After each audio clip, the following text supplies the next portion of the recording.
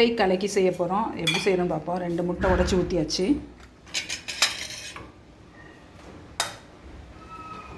மிளகாய் பொடி போட்டிருக்கோம். அடுத்து மிளகுத்தூள் போட்டிருக்கோம். கொஞ்சம் உப்பு,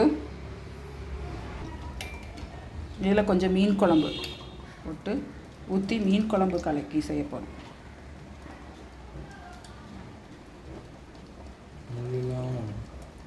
நல்லா மிக்ஸ் பண்ணிக்கோங்க.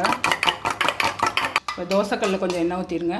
இப்போ கலக்கி வச்ச அந்த முட்டையை ஊற்றுங்க.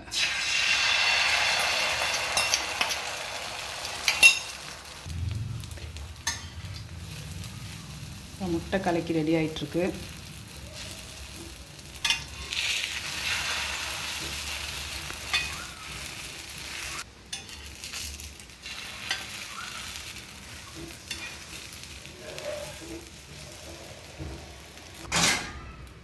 முட்டை கலக்கி ரெடி ஆயிடுச்சு. இப்போ ஒரு பிளேட்டில் மாற்றிக்கலாம்.